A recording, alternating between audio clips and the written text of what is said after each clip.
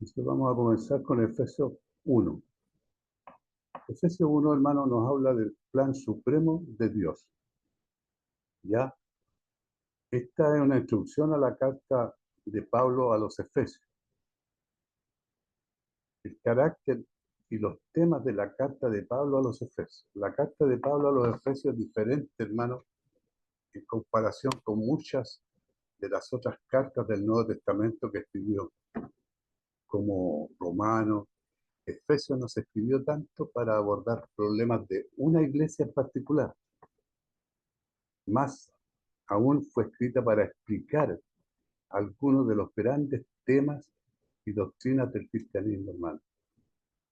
Los temas elevados de Efesios la hacen muy elogiada y apreciada por los comentaristas y estudiosos. Efesios ha sido llamada la reina de las epístolas, o sea, la reina de las cartas, la quinta esencia del paulinismo, la quinta esencia del paulinismo, la composición más divina del hombre e incluso el Waterloo de los comentaristas.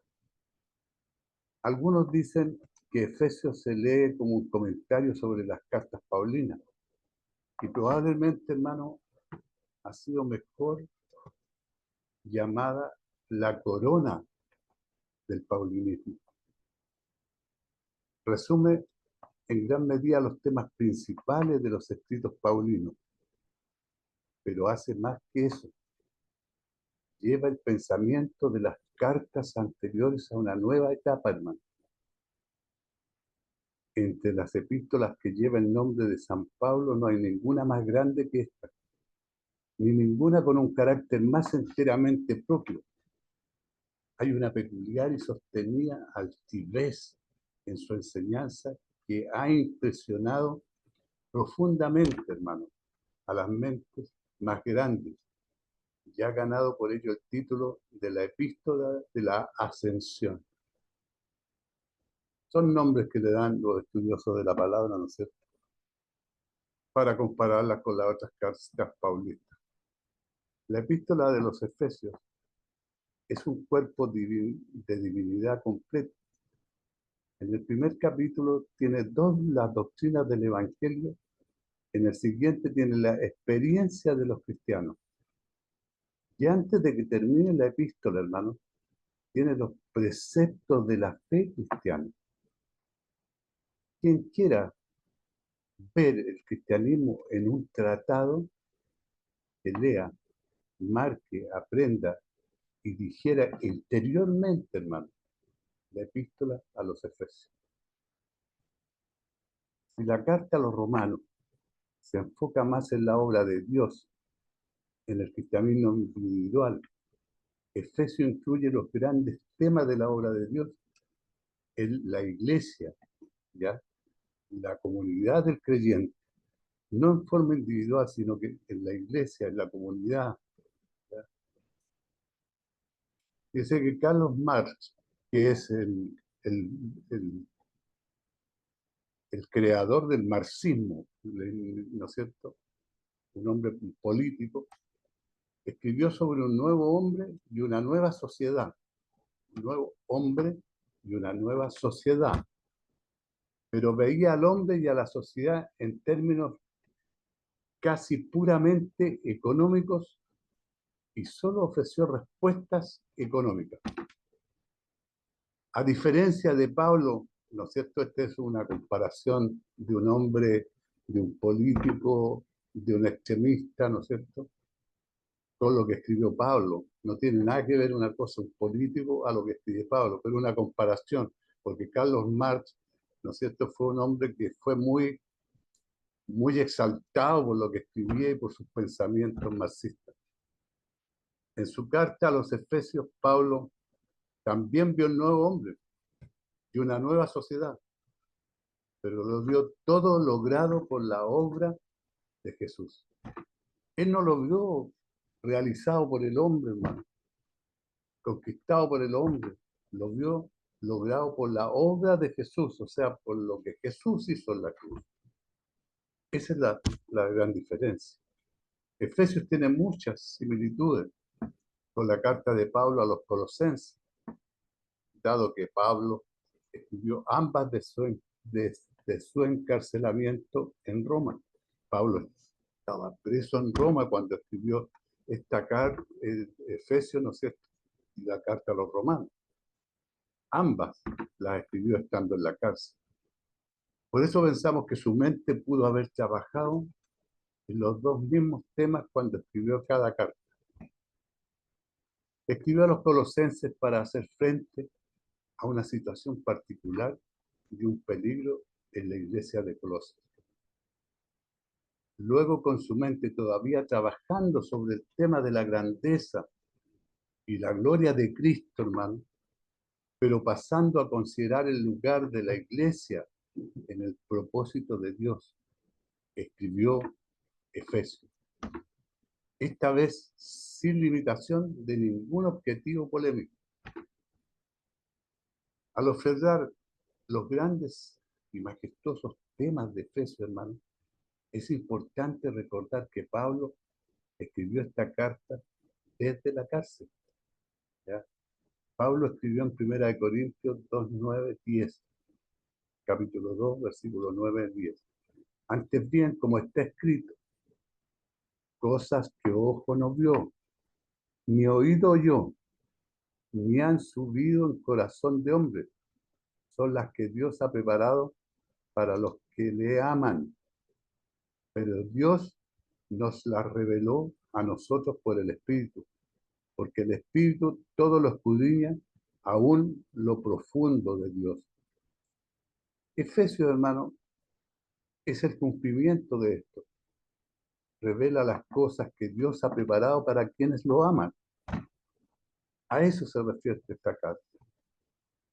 El saludo de Pablo a los Efesios. Vimos la introducción, lo que les acabo de terminar. Ahora vamos a ver la carta de Pablo a los Efesios. El saludo de Pablo a los Efesios les dice: Pablo, apóstol de Jesucristo por la voluntad de Dios, a los santos y fieles en Cristo Jesús que están en Efeso. Gracia y paz a vosotros de Dios, nuestro Padre, y del Señor Jesucristo. Ese es el saludo de Pablo en su carta a los Efesios. Pablo, apóstol de Jesucristo. El comienzo de la carta, hermano, es breve, sin los saludos más detallados de Pablo que a menudo se encuentran en sus otras cartas. Este es un saludo breve, ¿no es cierto?, que le hace a los Efesios, a los santos que están en Efeso. En algunos manuscritos antiguos hay un espacio blanco en lugar de palabras en Efeso. Basados en parte en esto, algunos creen que esta carta fue en realidad una carta circular. ¿Qué significa circular, hermano? Que fue escrita no a una sola congregación, sino que estaba destinada a ser transmitida a muchas congregaciones diferentes en diferentes ciudades. Por eso se le llama una carta circular, ¿ya? Porque va a circular en diferentes congregaciones, en diferentes ciudades. Y no hay duda, hermano, de que esta carta estaba destinada a Efeso. Y Efeso era una ciudad importante para Pablo. Aquí estaba su bien conocido Efeso. Allí por espacios de 3 años completos, hermano. Una duración única de trabajo estacionario para él. Había vivido y trabajado no solo como un misionero apostólico, sino como un pastor apostólico. Aquí había dado ese paso crítico y trascendental, la separación de los discípulos de la sinagoga a un lugar distinto de enseñanza y sin duda de culto, hermano. La escuela de Tirano, la sala de conferencias, podemos suponer, hermano, de un profesor amistoso, en lo que podríamos llamar la Universidad de Efeso. Aquí había trabajado, observando y llorando tanto por la comunidad como por las personas. Al mismo tiempo, hermano, podemos deducir que la carta también tenía intenciones en un sentido más general. circuncidar entre los cristianos como una gran declaración del plan eterno de Dios, llevado a cabo en la iglesia y en las vidas de cristianas y cristianos individuales. Si hay un espacio en blanco en un manuscrito donde otros leen en Efesios, es cierto, porque debemos poner nuestra ciudad. Si hay un espacio libre en Efesios, debemos poner el nombre de nuestra ciudad. En ese espacio en blanco, Pablo dice: gracia y paz a vosotros de Dios nuestro Padre. Este saludo es típico de Pablo, hermano. El apóstol conocía el lugar esencial de la gracia y la paz de Dios en la vida del creyente. Y sabía que recibir la gracia de Dios es antes de caminar en paz con Él. Antes de caminar en paz con Dios, debemos recibir la gracia y la paz de Dios.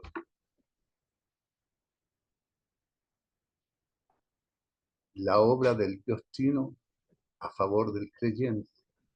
En el griego antiguo, el idioma en que Pablo escribió originalmente, Efesios 1:3 al 1:14, forman, hermano, una oración larga, así como una ópera tiene una obertura que establece el tono para todas las melodías que seguirán. Entonces, una melodía larga, ¿no es cierto? Y en Efesios Pablo hace lo mismo. Efesios 1:3 al 14 establece el tono para el resto de Efesios. Estos versículos de Efesios, ¿no es cierto?, establecen el tono para todo el resto del libro de Efesios. La obra de Dios el Padre. Bendito sea el Dios y Padre de nuestro Señor Jesucristo, que nos bendijo con toda bendición espiritual en los lugares celestiales en Cristo, según nos escogió en el antes de la fundación del mundo, para que fuésemos santos y sin manchas delante de Él, en amor, habiéndonos predestinado para ser adoptados hijos suyos por medio de Jesucristo, según el puro afecto de su voluntad, para alabanza de la gloria de su gracia, por la cual nos hizo aceptos en el amado, o sea, en Cristo Jesús nos hizo aceptos. Bendito sea el Dios y el Padre nuestro, hermano, el Señor, nuestro Señor Jesucristo. Pablo pide una bendición sobre el Padre, en el sentido de reconocer su gloria, honra y bondad, porque el Padre ya ha bendecido al creyente con toda bendición espiritual. ¿No? El vicario Moll, vicario anglicano, escribió que la idea detrás de bendito es alabado con amor adorador. ¿Ya? Detrás del bendito, ¿no es cierto?, el significado que le da este vicario es alabado con amor adorador, que nos bendijo. Esta bendición es nuestra. Los recursos de Dios están ahí para nosotros. Siempre. Esto habla de una actitud de certeza y seguridad, hermano. No estamos sentados aquí y gimiendo y llorando, inquietándonos y preocupándonos y cuestionándonos nuestra propia salvación. Nos ha bendecido y por eso lo bendeciremos. Si piensas poco en lo que Dios ha hecho por ti, hermano, harás muy poco por Él. Pero si tienes una gran noción de su gran misericordia para contigo, estarás muy agradecido con su misericordioso Dios. Estaremos muy agradecidos si entendemos la misericordia de Dios. Él nos incluye tanto a judíos como a gentiles en la iglesia de Efesios. Y más allá, era importante, hermano, señalar que estas bendiciones son tanto para los creyentes judíos como para los gentiles. Los judíos del primer siglo tenían un fuerte sentido de ser bendecidos, llamados y predestinados. Pablo mostró que estas cosas ahora se les dan a los cristianos, sean judíos o sean gentiles, hermano. con toda bendición espiritual en los lugares celestiales en Cristo Jesús, dice Pablo. Esto describe tanto el tipo de bendiciones como la ubicación de esas bendiciones, hermano. Estas son bendiciones de tipo espiritual, que son mucho mejores que las bendiciones materiales. Las bendiciones materiales tienen un vencimiento, más esta bendición espiritual es eterna, si nosotros nos mantenemos juntos. Estas bendiciones son nuestras en los lugares celestiales en Cristo. Son más sublimes, mejores y más seguras que las bendiciones terrenales, hermano. Debemos dar gracias a Dios por todas las bendiciones temporales. Son más de lo que merecemos. Pero nuestro agradecimiento debe ir a Dios en truenos de aleluya por bendiciones espirituales. Un corazón nuevo es mejor que un abrigo nuevo, hermano. Alimentarse de Cristo es mejor que tener el mejor alimento terrenal, hermano. Ser heredero de Dios es mejor que ser heredero del mayor noble.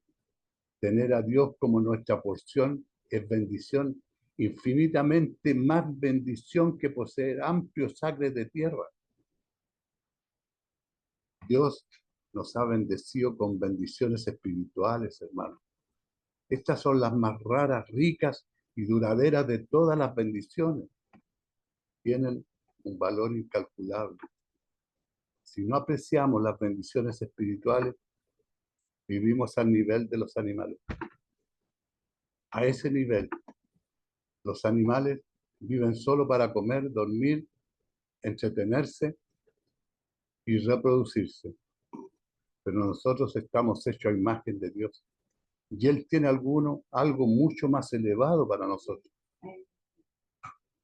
Pero muchos eligen vivir al nivel de los animales. Muchos seres humanos prefieren vivir al nivel de los animales. Dios quiere que conozcamos toda bendición espiritual en los lugares celestiales, en Cristo Jesús. También notamos que esto incluye toda bendición espiritual, hermano. Esto significa que cada bendición que recibimos, la recibimos en Cristo. Esto significa que Dios quiere bendecirnos con toda bendición disponible para nosotros, hermano. Él quiere bendecirnos. Somos nosotros los que rehuimos las bendiciones. Según nos escogió en Él, nuestra posesión de toda bendición espiritual es tan segura, hermano, como que fuimos elegidos por Él y elegidos antes de la fundación del mundo. No nos atrevemos a menospreciar lo que Pablo escribe aquí. No nos atrevemos. Los creyentes son elegidos por Dios, hermano. Y son elegidos antes de que hayan hecho algo o hayan sido algo para Dios. Mucho antes los creyentes ya han sido elegidos. La gran luz de esta verdad, hermano, arroja alguna sombra. Es decir, al intentar reconciliar la responsabilidad humana con la soberanía divina. Sin embargo, el propósito de la luz no es proyectar sombras, hermano, sino guiar nuestros pasos. La luz de la selección de Dios nos da seguridad de la permanencia de su plan y su amor hacia nosotros. Las razones de la elección de Dios no son caprichosas ni aleatorias, aunque están más allá de que las podamos entender, sabemos que son del todo sabias y buenas, pero las razones están todas en Él, no en nosotros, hermano. Su elección es seguir el puro afecto de su voluntad. Efesios 1:5. En amor, habiéndonos predestinado para ser adoptados hijos suyos por medio de Jesucristo, nos dice. Según el puro afecto de su voluntad. No porque nosotros seamos merecedores de esto, hermanos amados, sino que solamente por medio de Jesucristo, según el puro afecto según el puro amor de su voluntad, Él nos ha dado y nos ha adoptado como hijos suyos por medio de Jesucristo. Somos escogidos en Él, porque si somos escogidos en Cristo, es fuera de nosotros. No es porque lo merecemos, sino porque nuestro Padre Celestial nos ha injertado mediante la bendición de la adopción en el cuerpo de Cristo. Ahí nos ha injertado Dios. En resumen, hermano, el nombre de Cristo excluye todo mérito y todo lo que los hombres tienen de sí mismos. Nosotros no hemos ganado nada por lo que nosotros hayamos hecho, hermano. Todo lo que ganamos, todo lo que Dios nos da es por Cristo Jesús, por lo que Cristo hizo por nosotros, para que fuésemos santos y sin mancha delante de Él en el amor. Somos escogidos no solo para la salvación, hermano, sino también para la santidad. Cualquier comprensión de la elección soberana de Dios que disminuya nuestra responsabilidad personal por la santidad personal y la santificación se queda corta, hermano. Todo el consejo de Dios, las palabras santo y sin mancha, son una metáfora tomada de los sacrificios sin mancha y perfecto que la ley requería que el pueblo llevara al altar de Dios, hermano. Eso es lo que muestra. Son metáforas tomadas de esos sacrificios, ¿ya?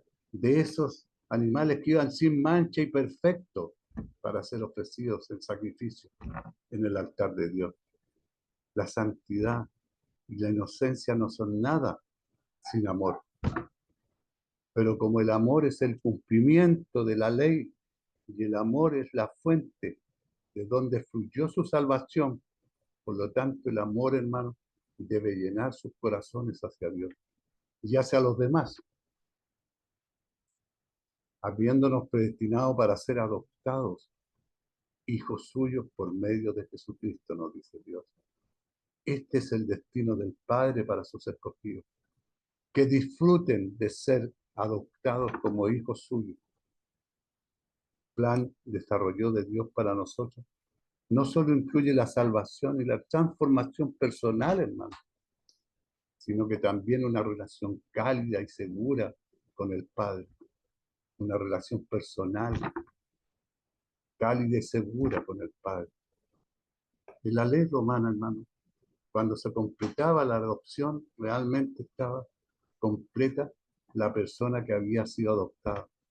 Tenía todos los derechos de un hijo legítimo en su nueva familia y perdía por completo todos los derechos de su antigua familia. A los ojos de la ley era una persona nueva. Tan nuevo era que incluso todas las deudas y obligaciones relacionadas con su familia anterior, hermano, eran abolidas, eran perdonadas, eran olvidadas, como si nunca hubieran existido. Guy Belén, pastor y teólogo del siglo XX, cuya interpretación de la Biblia, hermano, se centra en el dispensacionalismo y una versión detallada de la escatología. ¿Qué es lo que es escatología? Es el estudio teológico de los últimos tiempos o cosas finales según la Biblia. Yo tampoco lo sabía, pero busco el significado, ¿no es cierto?, para entregárselo a usted. Lleva el pensamiento aún más lejos, hermano.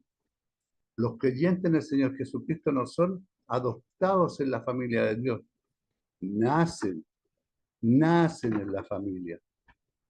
El griego tiene una sola descripción: posición de hijo. Estamos en la posición de hijo. Esta alta posición en la familia de Dios nos da algo en Jesús que Adán nunca tuvo, hermano. Adán nunca tuvo esta posición que tenemos nosotros.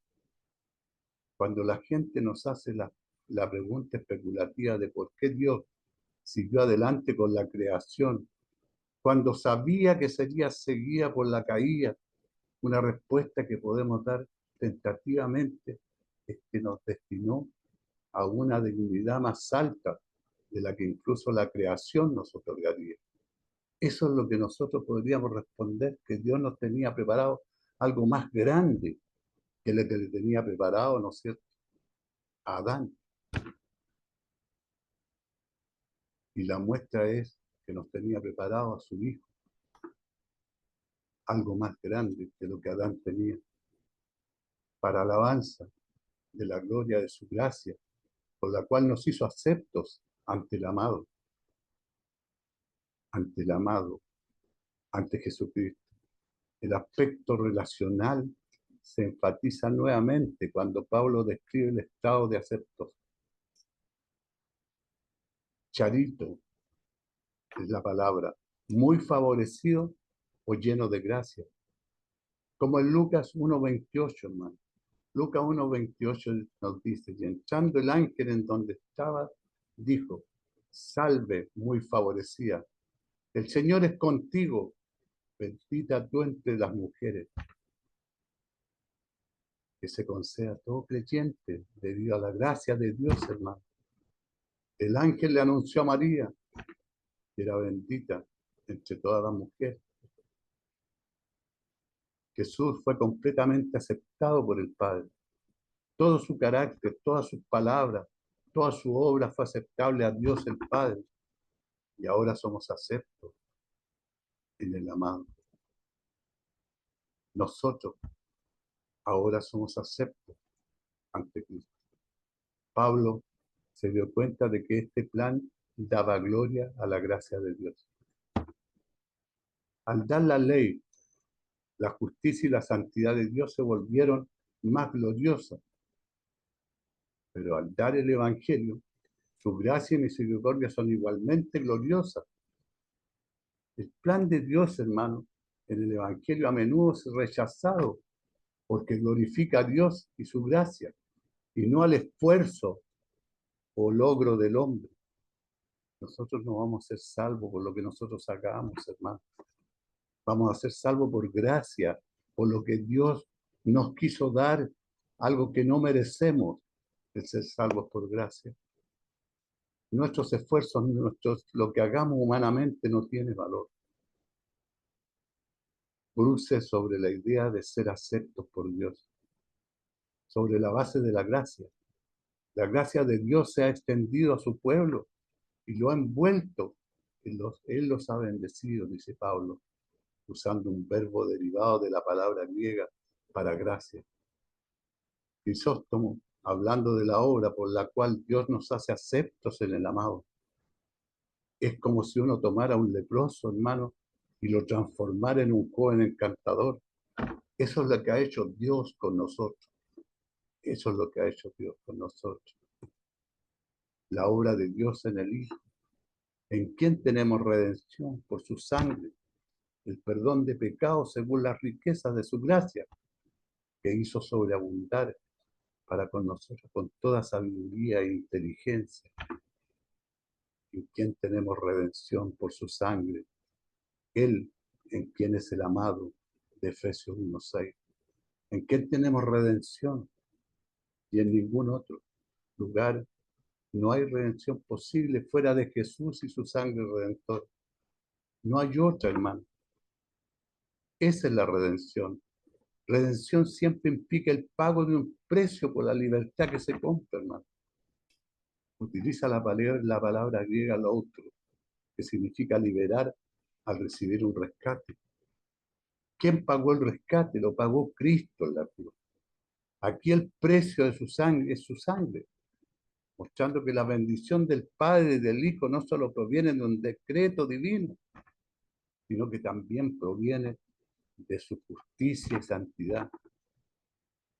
No puede bendecir en oposición a su justicia y santidad, hermano. Jesús no nos redime por su vida sin pecado o su ejemplo moral, sino solo por su muerte en nuestro lugar, por su sangre. Observa, no es redención por su poder, es por su sangre. No es redención por su amor, es por su sangre, hermano. No debemos tener una visión supersticiosa o mística de la sangre. No fue la sangre física de Jesús lo que salvó a nadie, sino su pago real y total por los pecados del hombre en toda su persona en la cruz. Todo lo que Jesús hizo en la tierra, hermano, el sacrificio en la cruz completo, es lo que nos lava del pecado. No solo su sangre. Esto es lo que quiere decir el Nuevo Testamento cuando habla de la sangre, según las riquezas de su gracia, la redención y el perdón que se nos ha dado viene según la medida de las riquezas de su gracia. No es una redención o un perdón pequeño, hermano. Ganado por Jesús en la cruz es inmenso, hermano. Inmenso. Nosotros como humanos no lo dimensionamos. Que hizo sobreabundar para con nosotros en toda sabiduría e inteligencia. Muchos piensan que no es sabio por parte de Dios prodigar tal redención y perdón a los pecadores culpables, pero fue en toda sabiduría y prudencia que nos dio esto, hermano. Dios es sabio, Dios es todopoderoso, Dios es siempre eterno, Él siempre está presente, omnipresente, que Él decidió. Si Él decidió hacernos salvos por la muerte de su Hijo y entregarnos todas estas bendiciones, Él es el único que tiene el poder para poder hacerlo. El ministerio de su voluntad, dándonos a conocer el ministerio de su voluntad según su beneplácito, el cual se había propuesto en sí mismo, hermano, de reunir todas las cosas en Cristo, en la dispensación del cumplimiento de los tiempos, así las que están en los cielos como las que están en la tierra. En él asimismo tuvimos herencia, habiendo sido predestinados conforme al propósito del que hace todas las cosas, según el designio de su voluntad, a fin de que seamos para alabanza de su gloria. Alabanza de su gloria. Nosotros, los que primeramente esperamos en Cristo, dándonos a conocer el ministerio de su voluntad, parte de lo que nos pertenece bajo la riqueza de su gracia es el conocimiento del ministerio de su voluntad. El gran plan y propósito de Dios, que una vez estuvo oculto, hermanos, pero ahora se nos revela a través de Jesús, a través del apóstol Pablo. Dios nos llamó, hermanos, a considerar la grandeza del gran plan de Dios para las edades y nuestro lugar en ese plan. En el sentido del Nuevo Testamento, un misterio es algo que está oculto para los paganos, pero claro para el cristiano.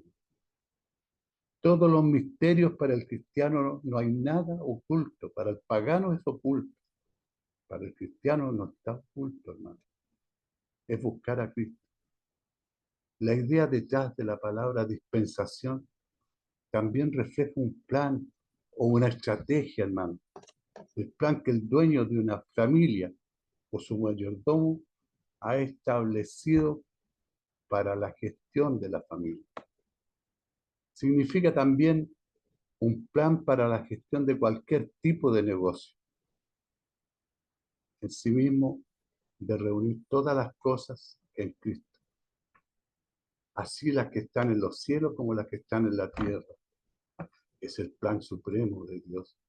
Es reunir para resolver en última instancia todas las cosas en Cristo, ya sea a través de Jesús como Salvador o Jesús como juez. Esto sucederá, hermano, en el cumplimiento de los tiempos. En el cumplimiento de los tiempos Jesús será el juez. Pero ahora Jesús, ¿cierto?, es para resolver en última instancia todas las cosas, todos nuestros problemas. Jesús está con nosotros. La palabra reunir tiene idea de unificar o sumar, hermano. Se utiliza para el proceso de sumar una columna de cifras y poner la suma en la parte superior. La idea de Pablo, hermano, es que Dios hará que todas las cosas sumen al final, y ahora mismo está en el proceso de llegar a esa suma final. Esto muestra que Dios quiere unificar todas las cosas en nuestras vidas bajo Él. Es una herejía de nuestros tiempos dividir la vida sagrada y secular. La vida sagrada y secular y de la vida diaria, hermano, tiene que ir de la mano. No podemos en lo secular, en la vida diaria, hacer una cosa y en la iglesia o en la vida sagrada hacer otra. No podemos tener dos personalidades, tiene que ser una sola. La misma en la vida sagrada y en la secular también debemos caminar como ejemplo. Esta es la gran resolución y liberación por la que gime incluso la creación, hermano. Romanos 8, 18 y al 22 nos dice, pues tengo por cierto que las aflicciones del tiempo presente no son comparables con la gloria venidera que en nosotros ha de manifestarse. Porque el anhelo ardiente de la creación es aguardar la manifestación de los hijos de Dios, porque la creación fue sujetada a la vanidad, no por su propia voluntad, sino por causa del que la sujetó en esperanza, porque también la creación misma será liberada de la esclavitud de corrupción o la libertad gloriosa de los hijos de Dios, porque sabemos que toda la creación gime a una y aún está con dolor de parto hasta ahora, hermano. El día en que todo el mal será enmendado y todo asunto resuelto de acuerdo con el santo amor y la justicia de Dios, hermano, sobre el cumplimiento de los tiempos. Cuando llegue el momento de la consumación de su propósito en su providencial anulación del curso del mundo. Esa consumación se realizará. Asimismo, tuvimos herencia para los creyentes. Jesús no es juez, sino aquel en quien tenemos una herencia. Los creyentes están predestinados para esto según el designio de su voluntad. Nuevamente, hermanos, las razones de su elección residen en Él, no en nosotros, habiendo sido predestinados conforme al propósito del que hace todas las cosas según el designio de su voluntad. Vemos tres aspectos del plan de Dios trabajando juntos, hermano. Comienzo con su propósito, luego el designio de su voluntad y finalmente resulta en su obra, del que la hace. Dios hizo su plan cuidadosamente de acuerdo con un propósito eterno, hermano, tomando el designio dentro de la deidad y luego obra con toda sabiduría. Nuestro Dios es un Dios no solo de voluntad, Él trabaja y obra de acuerdo con su voluntad. La palabra designio significa planificación y arreglo deliberado, con los que se consideran y se prevén las formas y los medios de llevar a cabo la voluntad, según el designio de su voluntad. Dios hace todo por designio y siempre tiene razón de su voluntad, que aunque no veamos por el presente, lo veremos en el último día. Mientras tanto, sométete. Mientras tanto, sometámonos, hermano, a fin de que seamos para alabanza de su gloria. Nosotros los que primeramente esperábamos en Cristo. El propósito de Dios en todo esto es que aquellos que han confiado en Cristo existan para alabanza de su gloria. La meta del plan supremo de Dios es glorificarlo. Nosotros los que primeramente esperábamos en Cristo. Esta habla de los creyentes judíos, hermano. La palabra también vosotros hablan de los creyentes gentiles. El gran plan de Dios tiene un lugar tanto para los judíos como para los gentiles y nos une a ambos en Cristo Jesús. Hermano, hasta aquí vamos a dejar esta parte porque nos queda una segunda parte que lo veremos más adelante. Espero que todo haya sido de bendición y que nos podamos sentir cada día, ¿no es cierto?, juntando para escudriñar la Escritura. Que Dios los bendiga.